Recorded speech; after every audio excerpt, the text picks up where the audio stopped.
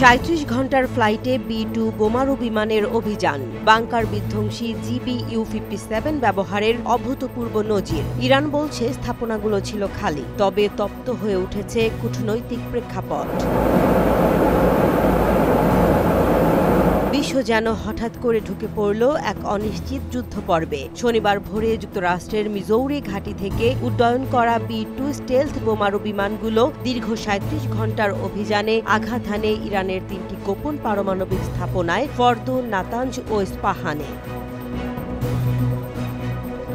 নাম প্রকাশে অনিচ্ছুক এক মার্কিন কর্মকর্তার মতে, এই অভিযানে আকাশপথে একাধিকবার জ্বালানি নিয়েছে মার্কিন বোমারু বহর। ইতিহাসে এই প্রথমবারের মতো যুদ্ধক্ষেত্রে ব্যবহার করা হয় ৩০,০০০ পাউন্ড ওজনের GBU-57 বাংকার বিধ্বংসী বোমা। শুধু ফর্দোতেই ছোড়া হয় ১ ডজন এই mother of all bombs.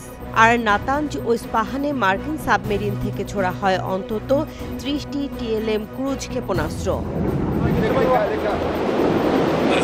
President Donald Trump এক নাটকীয় ঘোষণায় বলেন, ইরানের পারমাণবিক হুমকি আমরা ধ্বংস করেছি। কূটনীতি ফিরিয়ে আনতে এটাই ছিল সর্বশেষ সতর্কবার্তা। তবে তেহরানের পাল্টা বক্তব্যও ছিল কড়া এবং কৌশলী। ইরানের পক্ষ থেকে জানানো হয়, মার্কিন যে ৩টি স্থাপনায় হামলা চালানো হয়েছে সেগুলো আগে থেকেই খালি করা হয়েছিল। তাই বিস্ফোরণ হলেও ছিল না কোনো পারমাণবিক বিকিরণের শঙ্কা। বিশ্লেষকরা বলছেন, এই অভিযান কেবল ইরান যুক্তরাষ্ট্র দ্বন্দ্ব নয়, এটি মধ্যপ্রাচ্যে নতুন এক ভূ রাজনৈতিক মানচিত্রের সূচনা করতে পারে। পারমাণবিক ছায়াযুদ্ধের আশঙ্কা উড়িয়ে দিচ্ছেন না কেউ। এই হামলায় কৌশলগত ও প্রতীকী গুরুত্ব অনেক। যুক্তরাষ্ট্র যে কোনো সময় যে কোনো উচ্চতায় গিয়ে অভিযান চালাতে সক্ষম, তা আবারও প্রমাণিত হলো। B-2 বোমারু ব্যবহারের মাধ্যমে মার্কিন যুক্তরাষ্ট্র নিজের প্রযুক্তিগত আধিপত্যও জাহির করল।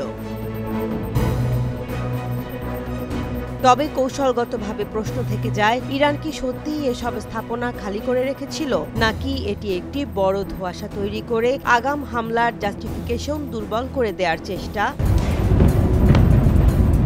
যুদ্ধের দামামা এখনও পুরোপুরি পড়েনি, তবে কূটনৈতিক উত্তেজনার থার্মোমিটার দ্রুত বাড়ছে।